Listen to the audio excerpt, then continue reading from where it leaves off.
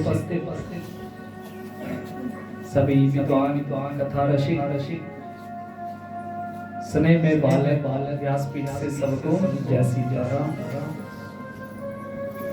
आज भगवान की असीम अनुकंपा से और महती कृपा से ये पावन वेला चल रही है और इसमें हम भगवान की नाना प्रकार की कथाओं का रसपान कर रहे हैं।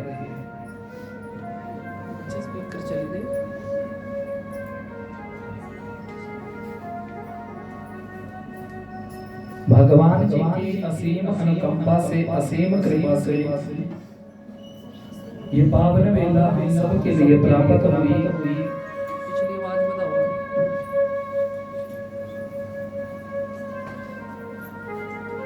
भगवान जी की असीम अनुकंपा से असीम कृपा से ये पावन यज्ञ हो रहा है और भगवान शिव जो संहार के देवता है,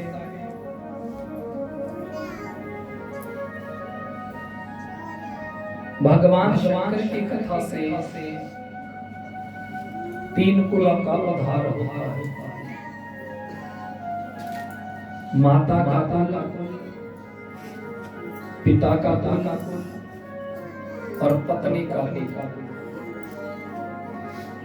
भगवान महादेव की कृपा से और भगवान के नाम से, शिव के नाम से तीन कुलों का उद्धार होता है। और पहले दिन की कथा में मैंने क्या बोला था, जो शिव का नाम करता है उसका कुल सदा अजर और अमर रहता है। भगवान महादेव की कृपा से, क्योंकि ये महाकाल है और शंकर की कथा से, बाकी किसी देवता की कथा के बारे में ऐसा नहीं बोला है। शंकर की कथा से ग्रह बाधा, शंकर के नाम से अगर ज्यादा कष्ट हो ना शरीर में तो बोलते नहीं महामृत्युंजय का पाठ करवाओ। शंकर के नाम से ग्रह बाधा, प्रेत बाधा, काल साप, पितर पीड़ा, मन पीड़ा, ये शिव की पूजा से दूर होती है। और भगवान का नाम और भगवान का काम अगर हम करते रहेंगे तो भगवान का नाम और भगवान का काम करने से क्या होता है कि हमारे मन की शुद्धि होती है और मन और मकान ये समय समय पे साफ होते रहेगा और करना भी अनिवार्य है। मन और मकान है ना, करोड़ों रुपया लगा दो चाहे आप, लेकिन 15 दिन आप मकान बंद रखोगे ना तो उसमें क्या आ जाएगा, जाला, कचरा। सुबह झाड़ू लगाते हैं ना सब घरों में, तो देखना शाम को जिनके घर में कोई आया भी नहीं तो मकान बंद है, लेकिन फिर भी मिट्टी अंदर आ गई। समझ रहे ना मैं क्या बोल रहा हूँ? ऐसे ही बोला, मन और मकान इनकी शुद्धि होना अनिवार्य है। और जब हमें संसार से कोई पीड़ा कष्ट मिलता है ना और हम लोग दुखी होते हैं तो दर्द एक संकेत है कि हम लोग जिंदा हैं। समझ रहे ना बात? अगर संसार में आपको ठेस लगी ना कोई तो कष्ट होगा, किसी ने ऐसी वैसी बात बोली तो दुख होगा। तो दुख का मतलब क्या है कि आप जिंदा हैं अभी, और जिंदा हैं तब तक कष्ट आते रहेंगे। ये दुख महसूस करवाता है कि हम लोग जिंदा हैं, सुख नहीं कभी महसूस करवाता हम लोग जिंदा हैं। सुखी आदमी हरा और जिंदा एक बराबर हिसाब से। लेकिन दुखी आदमी होगा ना, उसको महसूस होगी हर चीज। और वो एक संकेत है कि हम लोग जिंदा हैं। और जब हमें दुख होगा तो हम प्रार्थना करेंगे, समझे ना बात? किसके आगे? भगवान के। और भगवान के आगे हम हाथ जोड़ रहे हैं ना, ऐसे घर में सही सुख में भी जोड़ रहे हैं ना। तो फिर ये मत सोचना कि हम अकेले हाथ जोड़ रहे हैं तो मतलब कोई है हमारे साथ, समझे ना इस चीज को कि कोई हमारे साथ है। और वो कौन है? वही तो ईश्वर है। ये मत सोचो कि उम्र में हम ओल्ड हो गए, ओल्ड यानी बूढ़े। लगता है ना उम्र में हम क्या हो गए, अब तो ओल्ड इज गोल्ड, समझे ना? जितना तपते वो बूढ़ा कैसे होता है? तप के तजुर्बे से। क्योंकि जो आदमी वृद्ध हुआ है ना, वृद्ध, उसने समाज देखा है और समाज में बोल रहा तो तप के वो क्या हो गया, बूढ़ा। और सोना जितना तपता है ना, ओल्ड इज गोल्ड, ये है।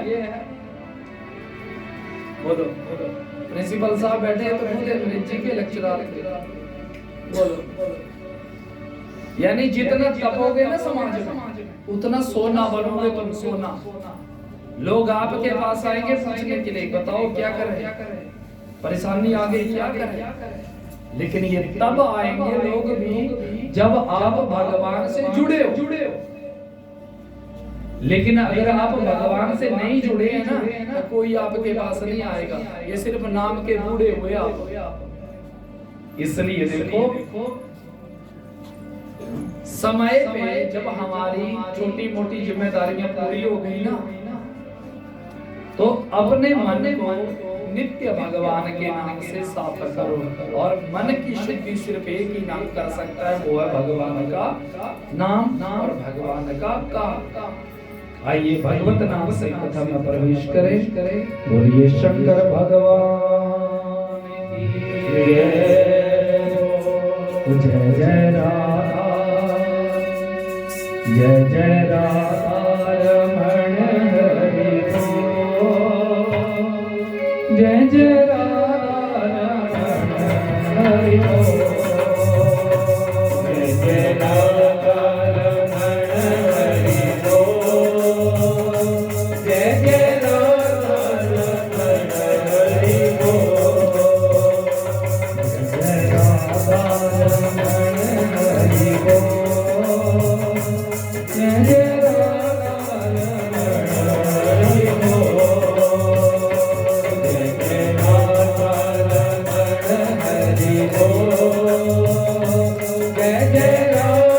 रमण हरि बोल।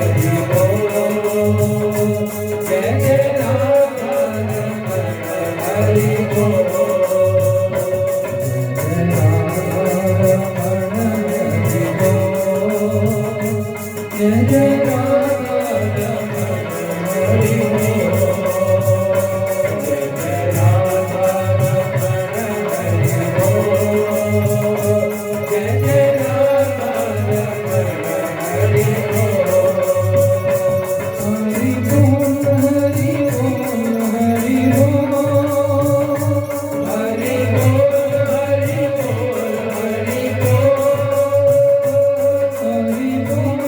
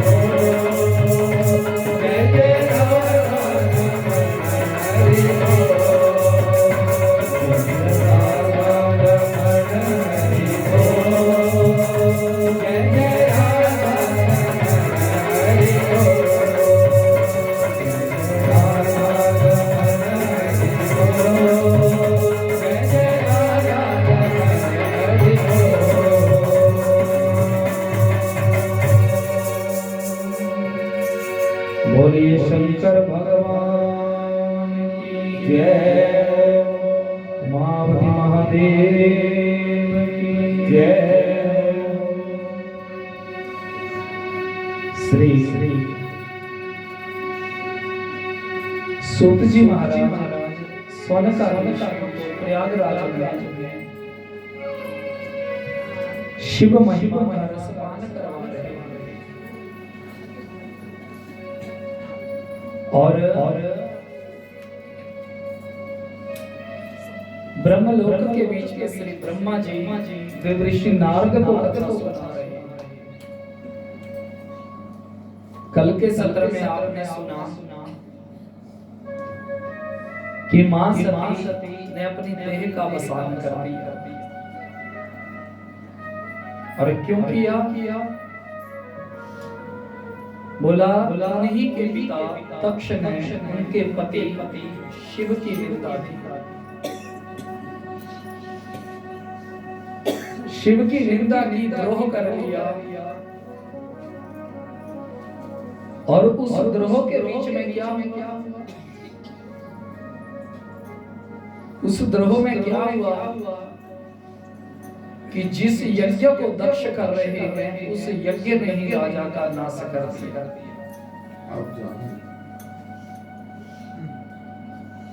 यज्ञ संसार में चार मुख्य यज्ञ और चार यज्ञ हुए। दो में दाता का कल्याण हुआ और दो यज्ञों से दाता का नाश हुआ। पहला यज्ञ किया जो कल आपने सुना, दक्ष। और दक्ष ने यज्ञ किया और क्यों किया? अभिमान। मैं ऐसा यज्ञ करूंगा, ऐसा काम करूंगा कि कोई शिव को नहीं बुलाएगा यज्ञ में। और ऐसा क्यों किया? कि इन शिव ने हमारा मान नहीं किया, मेरा सम्मान नहीं किया। और हमने क्या बोला था कि जिसको मान की भूख आती है ना, मुझे बड़ा बनना है। अब बड़ा बनने के लिए तुम कुछ भी कर दोगे, कुछ भी कर दोगे। तो बड़ा भगवान बनाए तो बड़ा बना जाता है ना। उपाधि, ये पक्की बात है, उपाधि मिलती है भगवान की कृपा से। लेकिन उपाधि के ऊपर आप उपद्रव करोगे ना तो उपाधि ही नाश कर देगी। आदमी कहीं का नहीं रहता। इसलिए थोड़ी खाओ, ईमानदारी की खाओ, अच्छी खाओ बस। और उल्टा सीधा करके क्या होएगा? पतन भी होगा, है कि नहीं? पतन भी होगा और पतित भी हो जाओ। लंगर खाने गए ना, अंदर गए तो पूरी खत्म थी कल, लेकिन जब बाहर आए तो चप्पलें में घूम गई। कल की बात नहीं मैं बोल रहा हूँ, ये होता है। खाने के चक्कर में अंदर घुस गए, लेकिन जब मुड़ के आए ना अंदर नहीं मिला, बाहर चप्पल नहीं मिली, नंगे हो गए। समझे मैं क्या बोल रहा हूँ? इसलिए देखो भगवान की कृपा से जो मिल रहा है ना वो ठीक है, संतुष्ट रहो। 500 के चक्कर में अपने 5 भी गवा दो। और जीवन मिला है, उपाधि मिलती है भगवान की कृपा से। तो राजा दक्ष ने यज्ञ किया, लेकिन यज्ञ जब किया तो क्या किया? उस यज्ञ में अभिमान किया कि मैं बिना शिव के यज्ञ करूंगा। अरे जो स्वयं महाकाल है, जिनसे यज्ञ, जिनके नाम से यज्ञ पूरे होते हैं, तुमने उन्हीं से बैर कर लिया। और फिर उसी यज्ञ ने दक्ष का नाश कर दिया। क्या बना दिया? जानवर। भगवान को गाली देना, भगवान से बगावत करना और भगवान के प्रति उल्टा सीधा पढ़ना। ये तो सोचते हैं मन में बुरा भी सोच लेंगे तो भी पाप लगेगा। मन से सोचने से भी पाप लगता है। भगवान जानवर बना देते हैं और जानवर होकर के कई योनियों में जाना पड़ेगा, क्योंकि जानवर अपना कल्याण नहीं करते। कभी कुछ आते भी हैं कि चलो चलो बहाने से सुन लेते हैं। कुत्ते दौड़े हैं ना अंदर की ओर, आते हैं ना कई बार यज्ञों में, मंदिरों में, तो लोग बोलते हैं इनको भगाओ, पानी मारो इनके ऊपर, पीछे करो इनको। ये सिर्फ यही देह है जो हमारा कल्याण करती है, और यही कल्याण के लिए मिली है। कुत्ता बिल्ला इसको कोई पसंद नहीं करता। ऐसे ही बोला। दूसरा यज्ञ किया बलि ने, तो बलि को यज्ञ का नाश करने के लिए भी स्वयं भगवान वामन आए, और वामन ने बलि का भी नाश कर दिया। और तीसरा यज्ञ हुआ जनक ने किया, धनुष यज्ञ। और उस यज्ञ की पूर्ति के लिए कौन गए? स्वयं भगवान गए, और उस यज्ञ को पूर्ण किया। चौथा यज्ञ किया दशरथ ने, इसको पाने के लिए, भगवान को पाने के लिए, और वो यज्ञ भी पूरा हुआ। तो दशरथ के घर में ब्रह्मांड के मालिक पुत्र बन के आ गए। दो का कल्याण हुआ और दो का नाश हुआ।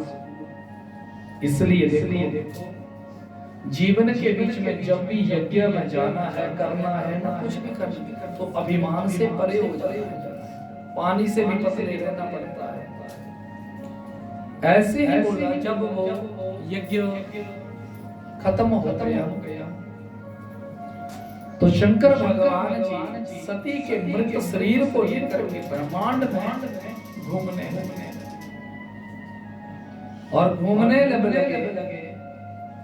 तो नारायण जी ने अपने सुदर्शन चक्र से सती के अंगों को अलग किया, और फिर बाबा भोलेनाथ वो रुद्र भगवान कैसे रहने लगे। अब देवता भी डर रहे थे उस रूप को देखकर के। जैसे हर किसी को देखते तो बस पूछते सती देखी मेरी सती देखी, ऐसे बिलखते रहते, ऐसा पागलपन चल गया। वो परमात्मा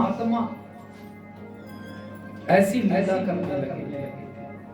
फिर कई वर्ष तो उन्होंने ऐसा ही किया सती के जाने के बाद, और लोगों को लगता है कि सती के वयों के वश में क्या हो गए, थोड़े पागल हो गए।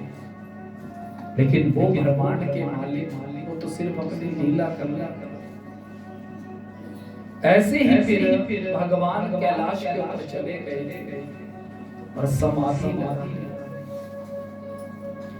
जब समाधि लगा ली और समाधि में चले गए, अब क्या बोले? जैसे ही समाधि में चले गए तो उस समाधि में क्या हुआ?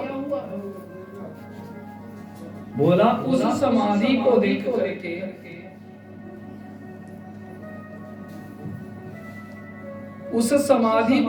करके क्या हुआ?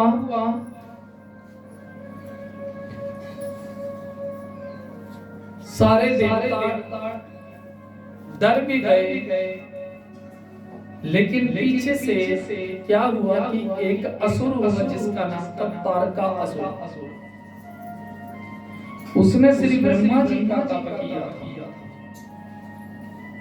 और कई हजार वर्ष तप करते करते उसने एक दिन ब्रह्मा को प्रसन्न किया, और ब्रह्मा को जब प्रसन्न किया, तो जब ब्रह्मा जी को प्रसन्न किया, तो ब्रह्मा जी जब प्रसन्न हुए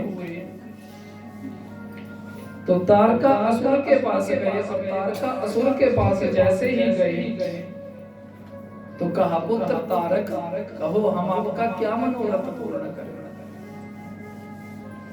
तो क्या बोले? हे ब्रह्मा, हे पिताजी, अगर आप कृपा करने आ ही गए तो मुझे आप अमर कर दो। ब्रह्मा बोले, पुत्र सुनो,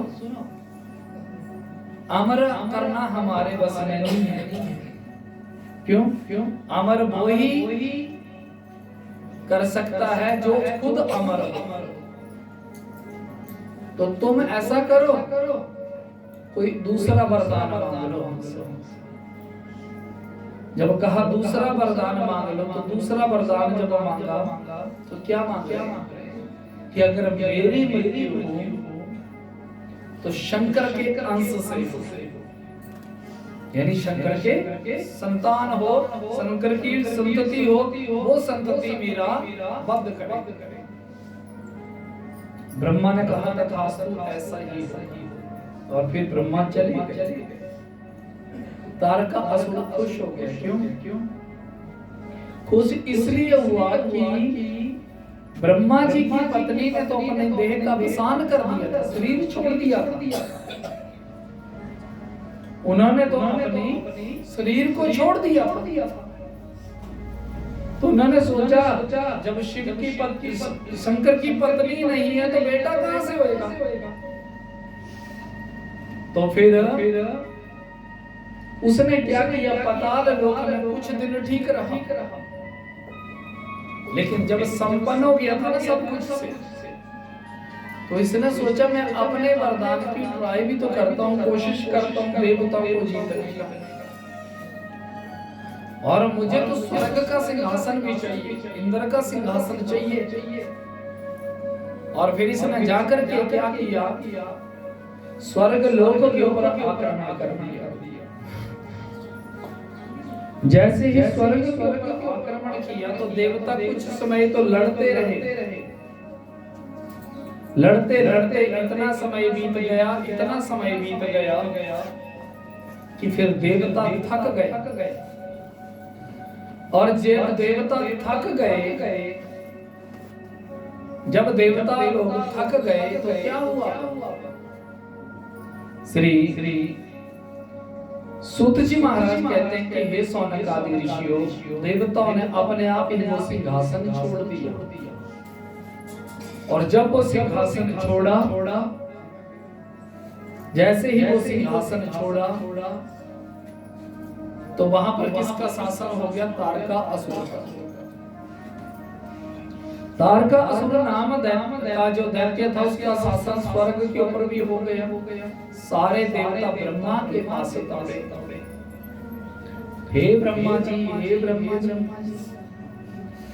ये आपने क्या कर दिया, ये आपने क्या कर दिया, ये आपने क्या कर दिया। आपने उस तारकासुर को क्या वरदान दे दिया है कि उस तारकासुर ने हमारा जीना ही मुश्किल कर दिया। भगवान ब्रह्मा कहने लगे मैंने क्या किया, उसने तप किया, वरदान मांगा, मैं क्या करूं। बोले तो आपने वरदान तो सोच समझ के देना था। उसने कहा कि मुझे अमर करो। ब्रह्मा बोले, मैंने बोला मैं नहीं कर सकता अमर, ये तो शुक्र मनाओ मैंने अमर नहीं किया उसको, तुम क्या चाहते हो। बोले तो फिर उसने वरदान मांगा क्या है। बोले उसने कहा था अगर मेरी मृत्यु हो, मुझे कोई हराए तो शिव का अंश हराए। हे प्रभु, ये आपने क्या दे दिया, शिव का तो संतान ही नहीं है कोई, शिव का तो कोई अंश ही नहीं है। और जब उनका अंश नहीं है तो फिर वो तारकासुर हमारा और हमको हमारा राज्य उसने ले लिया, हमको तंग कर रहा है। अब बोले मैं कुछ नहीं कर सकता, जो करेंगे महादेव करेंगे। बोले क्या करें, आप उपाय तो बताओ। बोले सुनो, शिव के पास जाओगे तो जाना बेकार है अभी। क्यों? महादेव समाधि में है और उनको उठाना भी मत।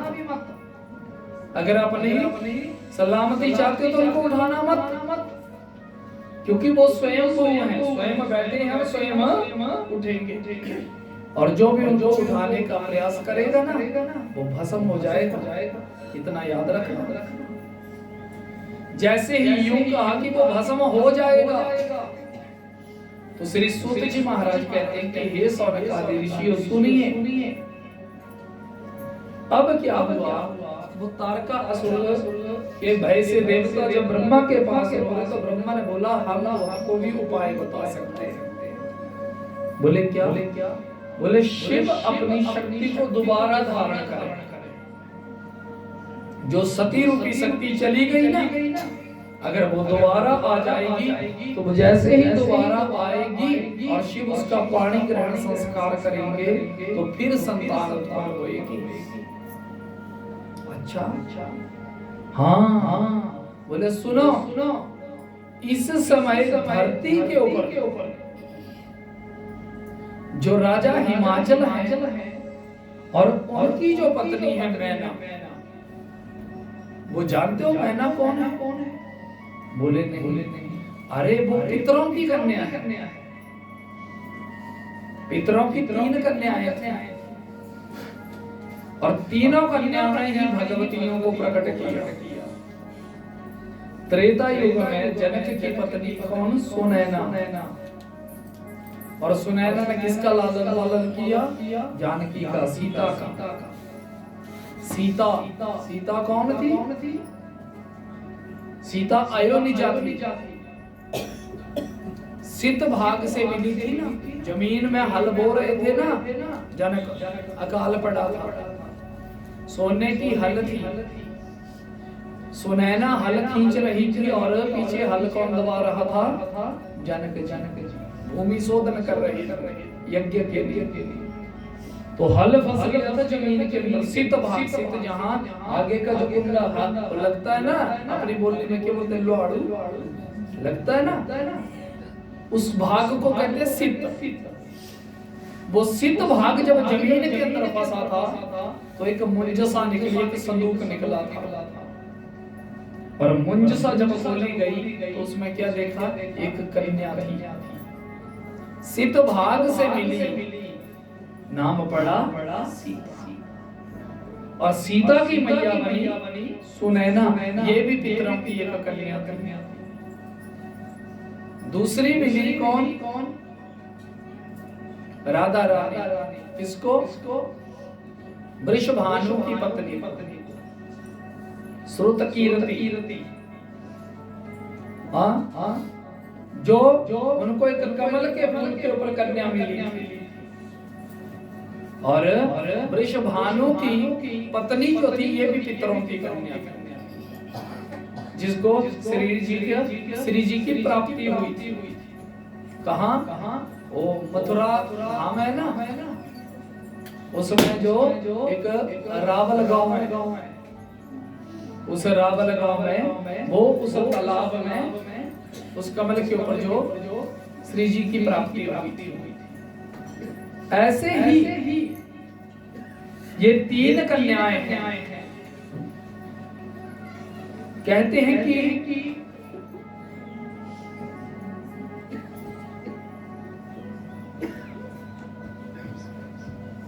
मैना जो थी ये पितरों की कन्या है और इस समय राजा हिमाचल के घर में की कन्या बन के आई।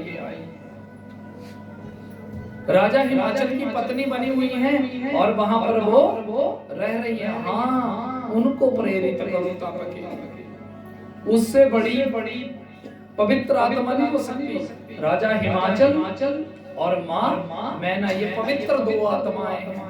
इनको तप के लिए प्रेरित करो।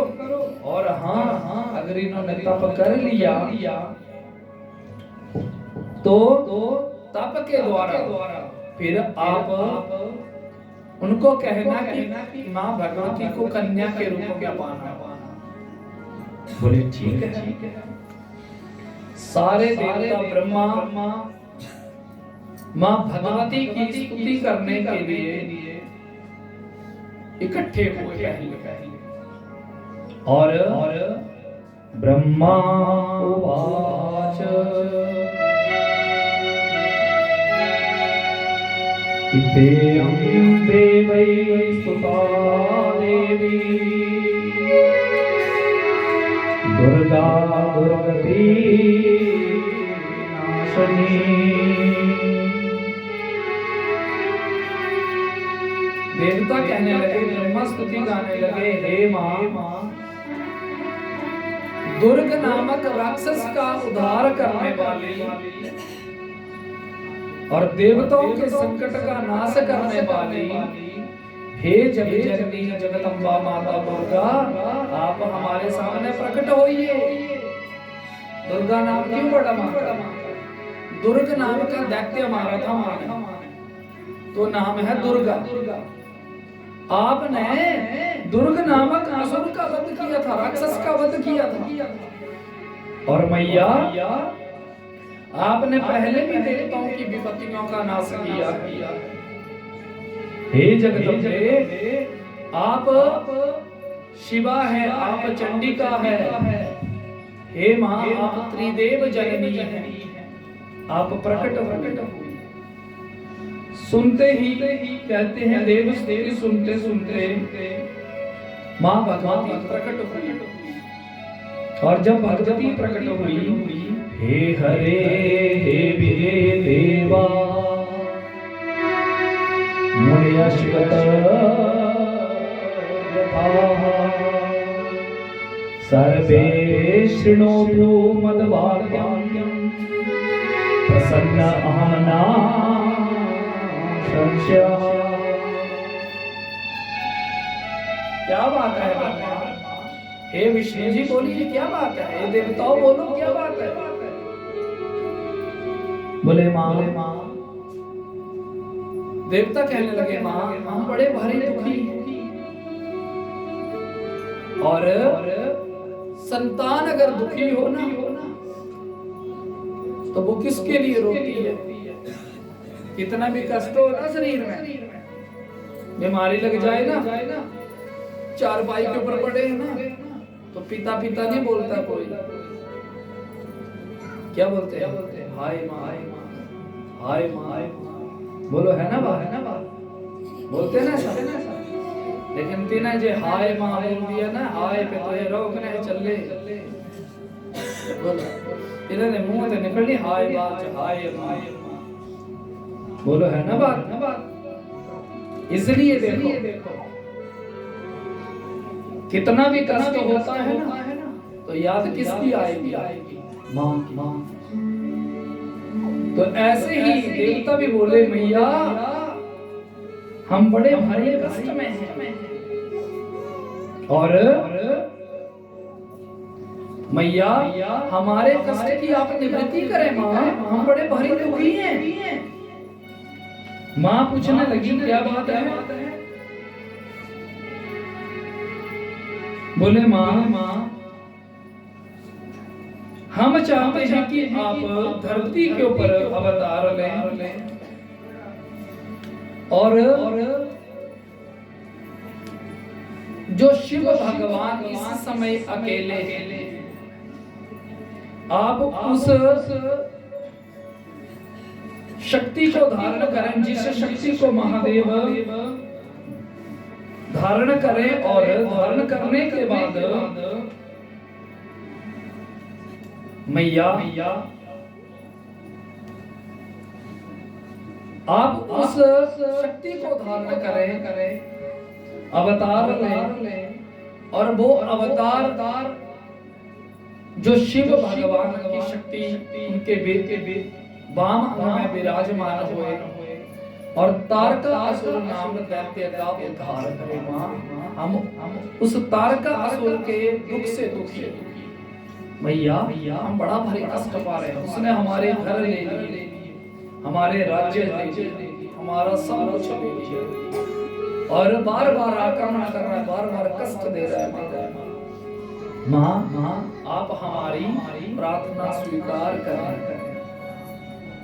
अब माँ तो माँ ही होती है, बोलो जो बच्चे कष्ट भी देते हैं ना, माता पिता देते हैं ना, तो माता क्या बोलते हैं? कोई बात नहीं, जितने रहन पर सुखी रहना, हमने क्या लेना, बोलती है ना से माता। माँ कभी औलाद के लिए कभी बुरा नहीं बोलेगी। औलाद दुख दे सकती है लेकिन माता पिता कभी नहीं दुत्कारते, और माँ तो कभी दुत्कारेगी भी नहीं। बाप डांटता भी है ना, मारना भी शुरू कर देना बच्चों को छोटे छोटे, ताकि अब को मार दिया तो मुझे नहीं मारा देता। अन्य पक्ष बाढ़ना ना, बोलो ये है माँ का वात्सल्य। क्योंकि माँ थप्पड़ भी मारेगी ना कभी तो बच्चे को चोट नहीं लगती, बच्चे को नहीं लगती चोट। क्यों क्यों? क्योंकि अगर थप्पड़ मन से मारो तब तो लगे, थप्पड़ मारेगी जरूर ना। माँ कैसी होती है? बोला जैसे नारियल होता है ना, नारियल, ये कपास देखी है ना, कपास का छिलका कैसा होता है? बाहर से कठोर, लेकिन रुई कैसी है अंदर? बिल्कुल नरम सफेद। ऐसे ही गरी होती है नारियल, बाहर से कठोर, बच्चों को बोलना डांटना, लेकिन अंदर से गरी की तरह है। माँ बोलो, बोलिए अम्बे मैया धन है माये संग करते तोरण का, है माये संग करते तोरण का, माये संग काली मोड़न का, माये संग काली मोड़न का, माये संग करते तोरण का, करते तोरण का, माये संग काली मोड़न का, माये संग काली मोड़न का।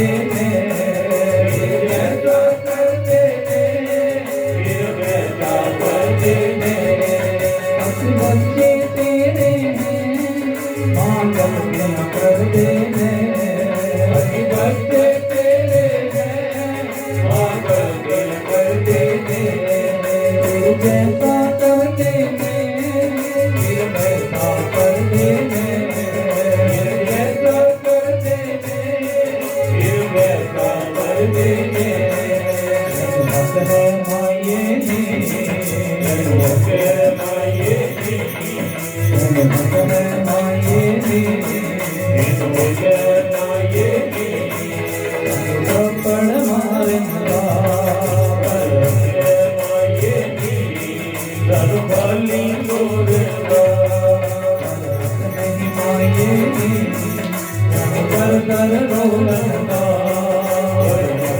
माये कर रोलंगा माये करके रोलंगा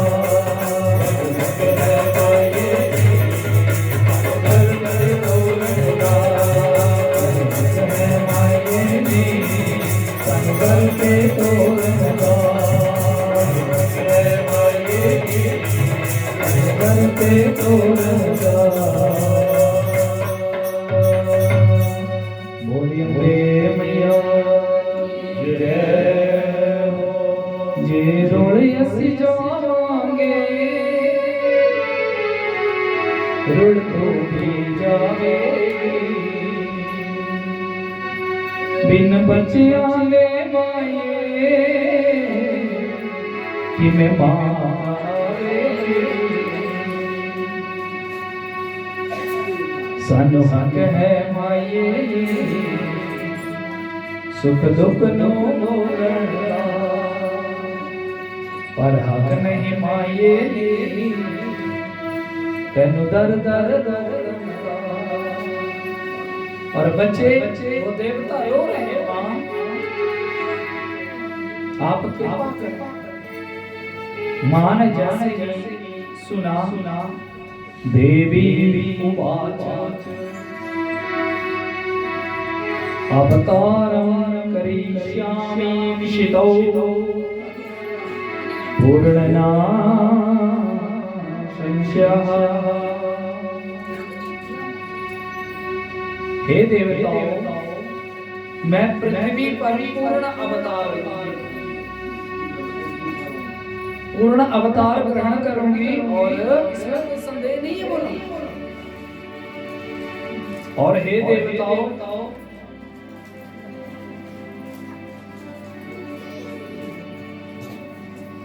पूर्व समय में हिमाचल और मैना ने बड़े भक्ति भाव से मुझ सती शरीर धारण की माता पिता के समान उन्होंने सेवा की। इसलिए धरती के ऊपर राजा हिमाचल और मां मैना इस समय पति पत्नी के रूप में तो मैं उनके घर में अवतार लूंगी, लेकिन राजा हिमाचल और मां मैना जब तप करेंगे मैं तब अवतार लूंगी। देवताओं ने सोचा अच्छा ठीक है मैया, और शीघ्र ही देवता वहां से गए और जाकर के राजा हिमाचल के घर में पहुंचे। जैसे ही राजा हिमाचल के घर में पहुंचे तो राजा हिमाचल ने जब सारे देवताओं को देखा तो बड़े भारी प्रसन्न हुए और प्रसन्नता के कारण कहने लगे आइए आइए देवताओं हम आपकी क्या सेवा करें। राजा हिमाचल से कहने लगे देवता कि हे राजे सुनो, मां भगवती की आज्ञा है कि आप तप करें और आप तप करेंगे तो मां भगवती प्रसन्न होंगी, और जब भगवती प्रसन्न होंगी तो आप उनको अपनी कन्या के रूप में स्वीकार करना। राजा हिमाचल मां मैना बड़े भारी प्रसन्न हुए। अच्छा बोले हाँ मां जगदम्बा की इच्छा है। इतना सुनते ही राजा हिमाचल ने देवी की पूजा का विधान पूछा और विधान पूछने के बाद तुरंत कहा कि महाराज कुछ ही दिन में चैत्र मास प्रारंभ हो रहा है और ये चैत्र मास अभी भी 2-4 दिन के बाद शुरू हो जाएगा। तो बोला चैत्र मास जब प्रारंभ होगा तो उस चैत्र मास का शुक्ल पक्ष होगा, उस शुक्ल पक्ष को आप जगदम्बा की पूजा प्रारंभ करना, यानी नवरात्रों का विधान। और फिर कहा कि आप एक मिट्टी की प्रतिमा बनाना और प्रतिमा बना करके जगदम्बा की उस मिट्टी की प्रतिमा में पूजा कर। और फिर क्या हुआ, राजा हिमाचल और मां मैना ने जैसा देवताओं ने बताया वैसा प्रारंभ किया। चैत्र मासम समारंभा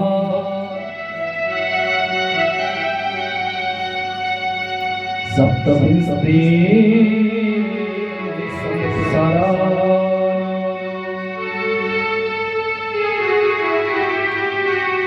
चैत्र मास में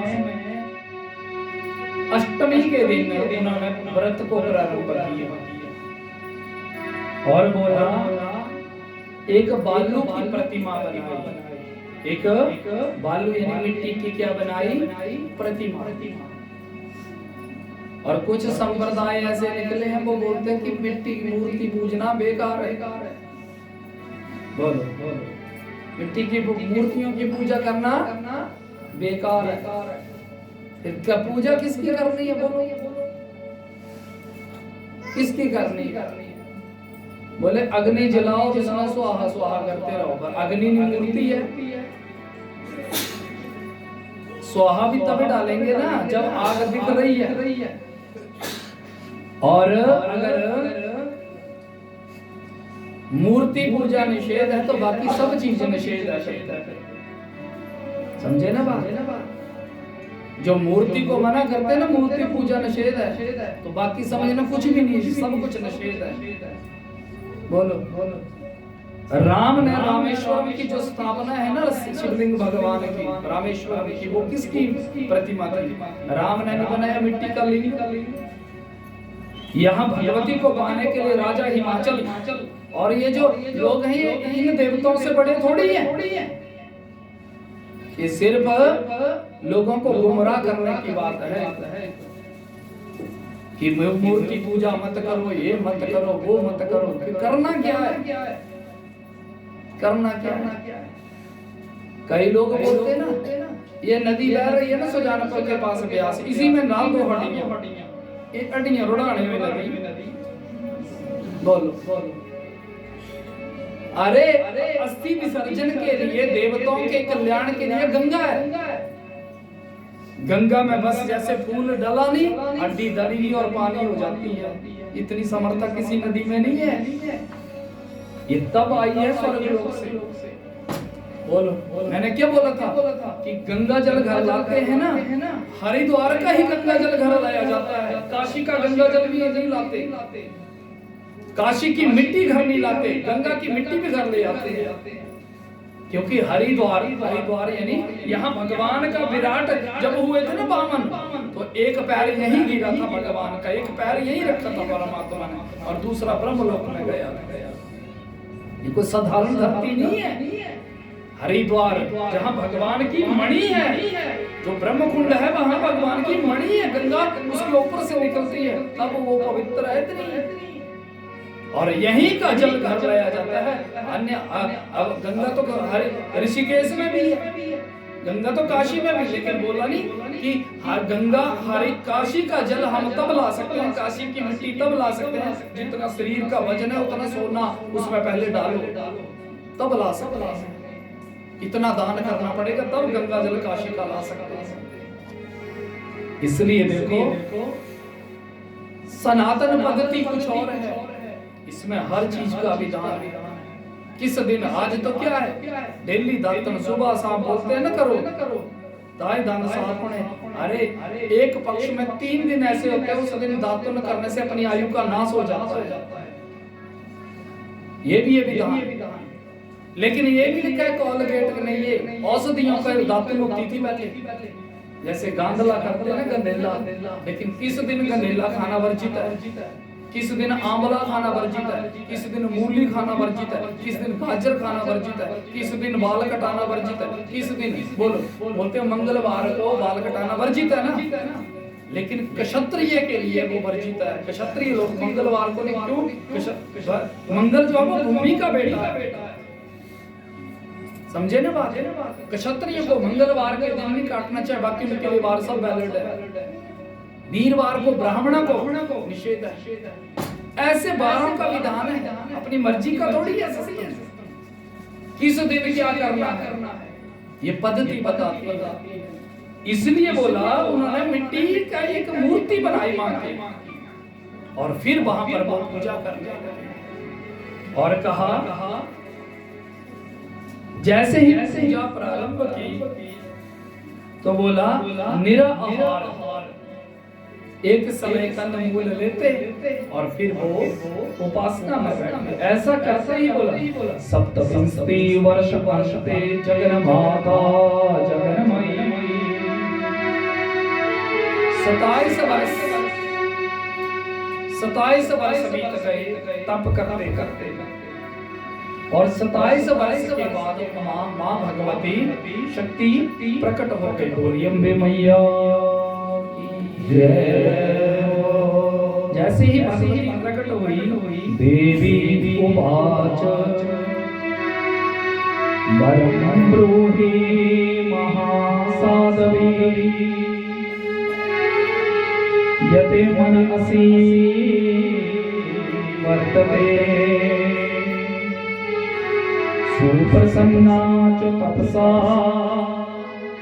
काबाहं गिरि मामनि।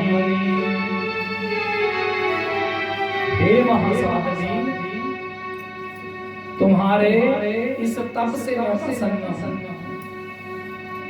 जगदम्बा कहने लगी मैं तुम्हारे इस तप से प्रसन्न हूं। बोलो हे महासाध्वी नैना मैं आपका क्या मनोरथ पूर्ण करूं। वरं ब्रूहि मैं आपको वरदान देने के लिए आई। जैसे ही कहा तो मैना ने जैसे ही नेत्र खोले तो क्या देखा तथा सा मेनका देवी प्रत्यक्षाम कालिकाम तदा। क्या देखा नेत्र खोल के कि प्रत्यक्ष रूप में वो चतुर्भुजा वाली काली माँ जगदम्बा प्रकट हुई है। बोली काली अम्बे मैया दृष्ट्वा चो प्रणनाथ वचन चेदं ब्रवीतः। जैसे उस दिव्य स्वरूप को देखा माँ मैना हक्की बक्की हो गई। सोचो भगवती का रूप था और मैना ने जब इस माँ भगवती के प्रत्यक्ष रूप में उस स्वरूप को देखा तो माँ मैना कहने लगी माँ आज मैं धन्य हो गई आपका दर्शन करके। मैना आप वरदान मांगो। जब कहा आप वरदान मांगो तो भगवती कहने लगी आप वरदान मांगो। तो मैना ने कहा माँ आपको देख के मांगने का मन नहीं करता। बोले तो मन करता है कि स्वरूप की झांकी इस झांकी का ही मैं स्तुति गाती रहूं और प्रसन्न होकर के मैना स्तुति गाने लगी। महामाया जगत धात्री चंडिका लोकधारिणी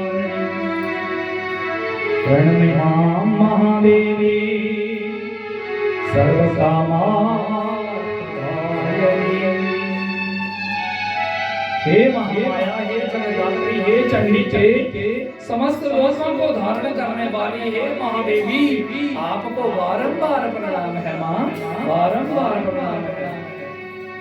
हे मैया आप अनंत का स्वरूप हैं। आप सृष्टि की करता है आप सृष्टि की पालन करता है आप सृष्टि की संहार करता है माँ नित्य अनंत को प्रदान करने वाली हे जगदम्बे आप इतनी दयालु इतनी कृपालु कि मेरे आज सन्मुख आ गई। माँ भगवती ने जब अपनी स्तुति सुनी तो भगवती और प्रसन्न हुई और प्रसन्न होकर कहने लगी माँ आप मैना वरदान भी मांगो हमसे। तो माँ मैना कहने लगी शिवे जया जया प्रागे महेश्वरी भव अंबिके वरं योग्यं असम्यं चेते वृणे भूयो परम वरम।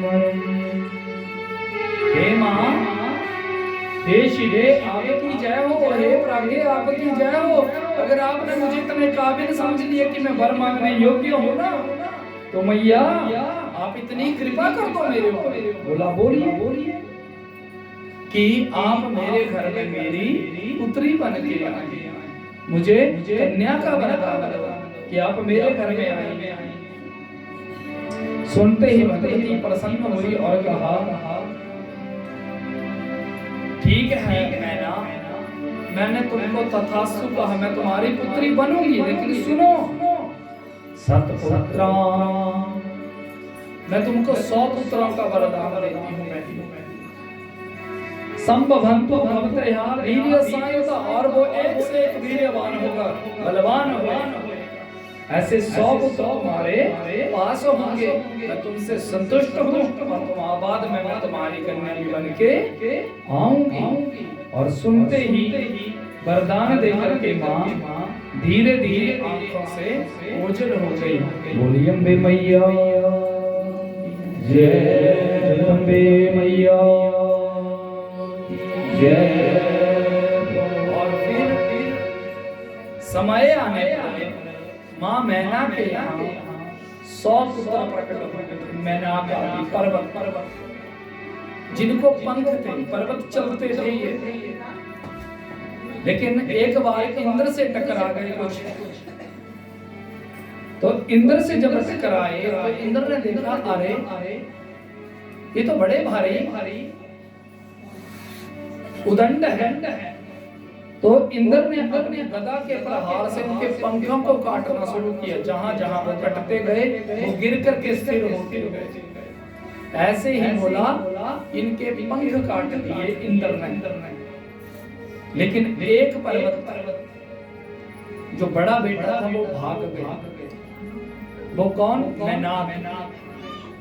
ये कहां? समुद्र के बीच में। जब हनुमान गए थे ना, एक पर्वत निकल के आया था बीच में से, और हनुमान जी को कहा था बोली शंकर भगवान की जय। कहा कि वो मैनाक ही तो उठ के आया था और कहा था हनुमान जी आप हमारी पीठ के ऊपर आराम करो। ये वो हिमालय का ही बेटा है, मैना का ही बेटा। ऐसे ही बोला। और फिर समय आने पर माँ पार्वती के यहाँ 9 कन्याएं प्रकट हुई। जैसे ही 9 कन्याएं प्रकट हुई, गंगा भी इन्हीं कन्याओं में सम्मिलित है। हिमालय की तो बेटी है गंगा, और सबसे छोटी बेटी हुई मैना। सबसे छोटी बेटी हुई मैना की पार्वती मैया। पर्वत की पुत्री, नाम पड़ा पार्वती। और समय आने पर भगवती ने भी गर्भ का आश्रय लिया था। दुर्गे जया जया प्राज्ञे जगदम्बा महेश्वरी, सत्याव्रते सत्या परे श्री सत्या स्वरूपिणी। हे दुर्गे, हे प्राज्ञे, हे जगदम्बे, हे महेश्वरी, हे सत्यव्रते, हे सत्यपरे, हे त्रिसत्य, हे सत्य स्वरूपिणी, आपकी जय हो। देवता स्तुति गाने लगे। और माँ भगवती ने फिर माँ मैना के गर्भ का आश्रय लिया। और गर्भ का आश्रय लेने के बाद क्या हुआ? बोले बसंतो मधौ मासे नवमया मृग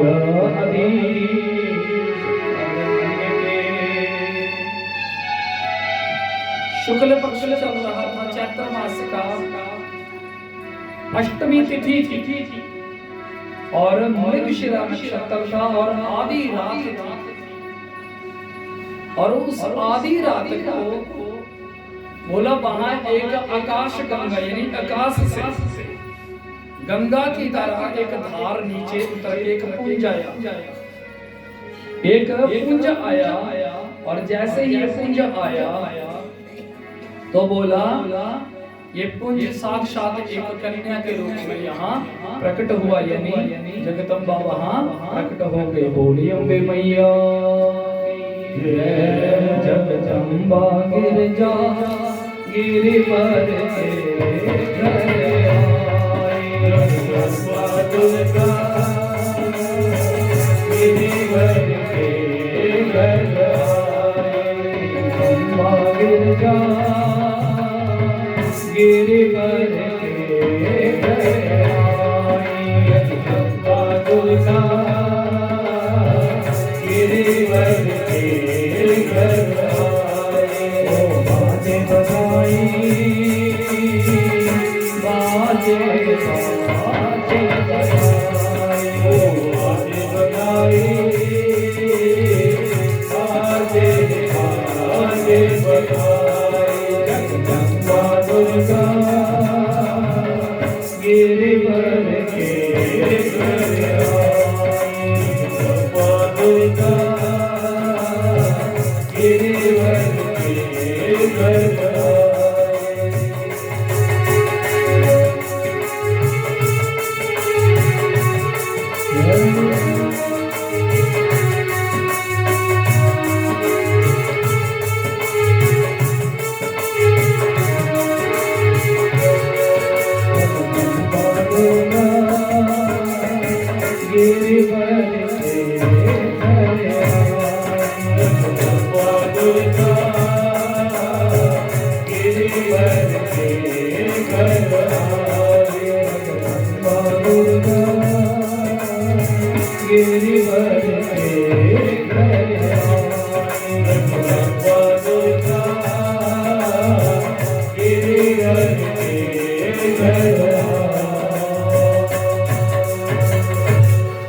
राजा हिमाचल की नगरी में बधाई बजी, नाना प्रकार का दान पुण्य राजा हिमाचल ने किया।